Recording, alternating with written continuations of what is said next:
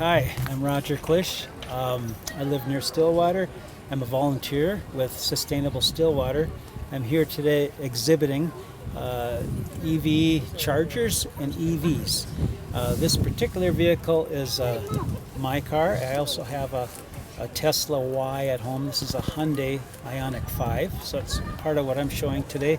And behind me there's a table with some literature on chargers and EVs and so on and so forth. I have solar panels on my home, and I have a passion for this sort of thing. I've built a couple e-bikes myself. I actually built an electric motorcycle once, and so I'm an engineer by trade. So my Ioniq 5 by Hyundai, and what you see on the right, that is actually an AC port. I can plug in 110 volts during a power outage, about 1200 watts, which is enough to run into your house and keep your refrigerator going and your TV and lights and things like that. So that's kind of nice. It'll get you by for a few days depending on how high your battery pack is. This car's about a year old. I paid about $49,000 for it. Gets about 300-mile range.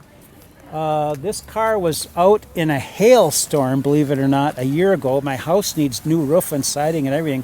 1.5 inch hail. And my daughter's car is all dinged up, looked like a golf ball. This car did not have a single ding. My wife was out in that hailstorm.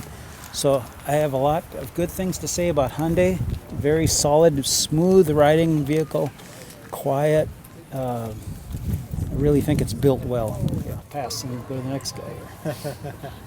I'm Steve Hong. I also drive an electric vehicle, and it's one of my passions. I've been driving electric for over 6 years now, a couple 100,000 miles in that time frame, and it's just a way better way of transportation. I also have solar on my house, 2 systems, one from 13 years ago and one from 3 years ago.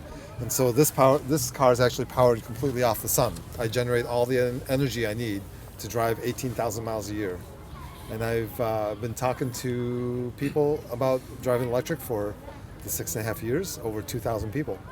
One nice thing about the Tesla is that the dash is so clean. There's like a lack of buttons, but most of the controls can be audio controlled. So you can just tell the car, turn on the seat heaters and things like that.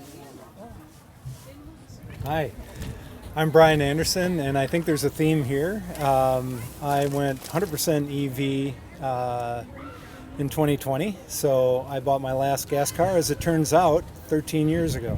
I also have solar panels on my house, so at least part of my EV driving is on solar power.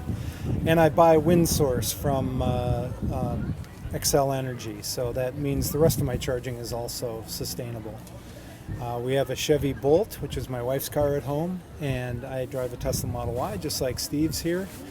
I've been doing these events like Steve with Steve for about six years or so, and we're on our 5th and 6th EVs.